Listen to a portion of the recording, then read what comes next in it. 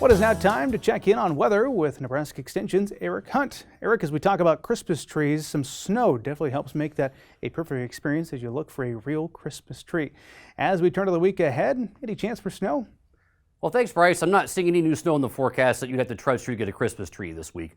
Matter of fact, I'm not seeing much of anything in the way of impactful weather across most of the state this week.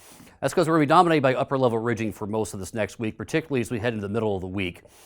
With this, we'll have relatively dry conditions pretty much the entire week. There is a slight chance of showers across the state Monday afternoon and early Tuesday morning. Again, if we get anything, it would be relatively light, and right now the signal's too weak to really even say who all would get anything if they were to get something at all. But we will definitely be very mild for most of next week, or at least mild to very mild.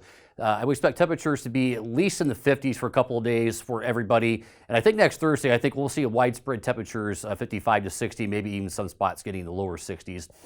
Cooling back down toward more seasonal levels by late next week, certainly by Saturday. And I think we'll have to keep an eye on something brewing later next week in the southwestern part of the United States that might be swinging up into the central plains and western Corn Belt.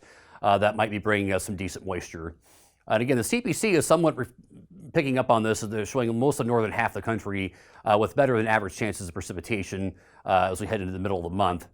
Definitely still showing a pretty strong warm signal. Again, I think that ridge will be most prominent over our area later next week, probably moving further to the east of the U.S. as we head into the week after next, but still probably going to be relatively mild here, at least through the middle of December.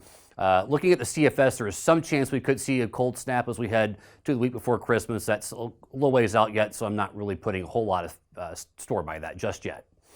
The CPCs did release their December forecast a couple weeks ago. At the time, they were relatively bullish on precipitation for a lot of our region, including Nebraska, in the month of December. So again, this actually would be relatively good news, particularly if we can keep our soils unfrozen, if we can get one more good rain or good snow on there. Not showing too much signal in the way of temperatures. Again, most of the warmth weather is expected to be further east of the U.S., where we're expecting more ridging in the month of December. All right, moving to the update portion of it, the drought monitor, which was released earlier today on Thursday, showed some improvement across the sandhills. So now we have no more abnormal dryness for most of the sandhills. The week before, we did see some improvements in Clay and Knuckles County, where we went from D4 to D3. So again, drought conditions are still quite bad in that area, but we did see a little bit of improvement. Most places in the state have not had a lot of precipitation in the last 30 days. We did see some decent amounts here down closer to the Kansas border and in parts of north central Nebraska. Again, a lot of places in the state did pick up some snow last week. Heaviest amounts were in Hooker County and out toward Scotts Bluff, where we did have a 10-inch amount there in Hooker County.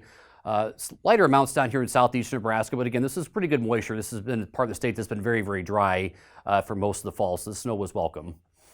Soil temperatures generally are under 40 across most of the state, and soil moisture conditions are generally where they have been for most of the fall. Thanks, and back to you, Bryce.